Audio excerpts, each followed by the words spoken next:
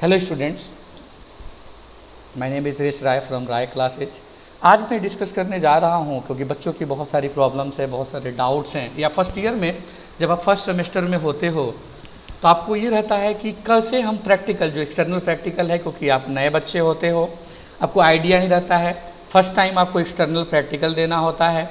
तो मैं आज इस वीडियो लेक्चर में डिस्कस करने जा रहा हूँ कि आप किस तरीके से अपने प्रैक्टिकल को, जो आप एक्सटर्नल प्रैक्टिकल हो, जो वाइवा होता है, आप कैसे उसके प्रिपरेशन करें और कैसे इतने अच्छे तरीके से आप अपने को रिप्रेजेंट करें, क्या क्या टॉपिक करना चाहिए, कैसे हमें पढ़ना चाहिए।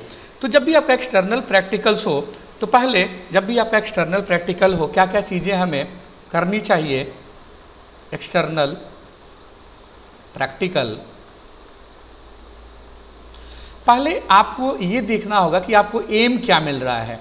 सबसे पहले जो भी एम मिले आप उस एम को अच्छे से पढ़ें, क्योंकि वाइवा में पूछा जाता है जो एक्सटर्नल है कि what is your aim of your practical. Aim मतलब ऑब्जेक्ट, आपका ऑब्जेक्ट क्या होगा।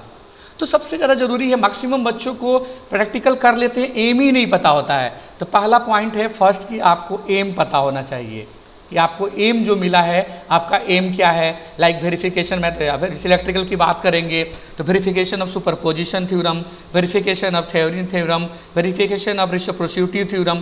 तो पहले आपको एम याद होना चाहिए। जो भी एक्सटर्नल प्रैक्टिकल है एम पूछता है। दूसरी चीज, उसके बाद जो भी आपका एम है, ऑब्जेक्ट है, उससे रिलेटेड क्या ऑपरेटस यूज हुआ है, मतलब कौन कौन से इक्विपमेंट ऑपरेटस रिक्वायर्ड, कौन कौन से इक्विपमेंट उस प्रैक्टिकल को, उस एम को, कौन कौन से इक्विपमेंट हमारे उस ऑपरेटर्स में उस प्रैक्टिकल को परफॉर्म करने के लिए यूज हुआ है। थर्ड पॉइंट, आपको उस प्रैक्टिकल से रिलेटेड थ्योरी पता होना चाहिए। थ्योरी जैसे मान लीजिए कि प्रैक्टिकल है मैक्सिमम पावर ट्रांसफर थ्योरम, तो यदि मैक्सिमम पावर ट्रांसफर थ्योरम है, verification of maximum power transfer theorem, तो उसका स्टेटमेंट पता होना चाहिए आपका, है ना। या measurement of power and power factor है तो हम किस फार्मूले से, जो फार्मूला कौन सा यूज होगा। जैसे मान लो जो भी थ्योरी है उससे रिलेटेड आपका कौन सा फार्मूला यूज हुआ है, फार्मूला यूज, ठीक है, कौन सा फार्मूला। जैसे मान लीजिए आपको पावर मेजर करना है 3 फेज में, तो P इक्वल टू होता है 3 VP cos फाई।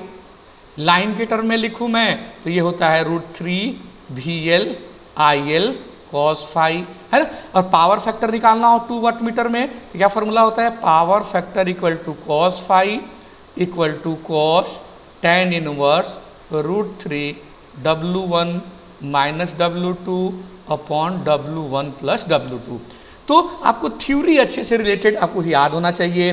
जो भी उस प्रैक्टिकल से, जो भी आप एक्सपेरिमेंट, यानी कि सारे प्रैक्टिकल के जो भी एक्सपेरिमेंट आपने परफॉर्म किया है उससे रिलेटेड आपको थ्योरी पता होना चाहिए। उससे रिलेटेड यदि कोई सर्किट डायग्राम है, कोई सर्किट डायग्राम है या कनेक्शन है, वो भी आपको अच्छे से पता होना चाहिए। सर्किट डायग्राम आप किस तरीके से ड्रॉ करते हो, कौन कौन से, मान लो वोल्टमीटर यूज किए हो तो सीरीज में है या कनेक्ट करते हैं या पैरेलल में, अमीटर को किस तरीके से कनेक्ट करते हैं, वाटमीटर को कैसे कनेक्ट करते हैं। तो सर्किट डायग्राम में आपको कनेक्शन पता होना चाहिए। और मोस्ट इंपॉर्टेंट है कि आपको जो थ्योरी और फार्मूले जो है या जो भी कैलकुलेशन किया है आपने, है ना, फार्मूला जो कैलकुलेशन यूज किया है आपने, वो आपको पता होना चाहिए, ठीक है। तो ये छोटी छोटी सी चीजें, बेसिक चीजें हैं, प्रैक्टिकल्स में यही सब चीजें पूछी जाती है। और जो भी आपका एम है ना, तो उसकी थ्योरी आपको मेनली याद होना ही चाहिए। फिर उसका एप्लीकेशन, उस कॉन्सेप्ट को हम लोग कहाँ यूज करते हैं। और यदि आपको कुछ नहीं आता है तो आप यदि कोई टॉपिक पढ़े हुए हो, यदि मान लो उस रिलेटेड, उस सब्जेक्ट से रिलेटेड, तो आप बता दो कि सर मैं ये प्रैक्टिकल नहीं अच्छे से कर पाया हूँ, मुझे इस टॉपिक से आप पूछ लो। तो कितने एग्जामिनर होते हैं जो आपको आता है, जो भी टॉपिक आपको अच्छे से आते हैं, जो भी टॉपिक आपने अच्छे से पढ़ा है उस यूनिट में, चाहे वो यूनिट 1 हो, चाहे वो यूनिट 2 हो, कोई भी यूनिट हो, कोई भी यूनिट हो, किसी भी यूनिट की किसी भी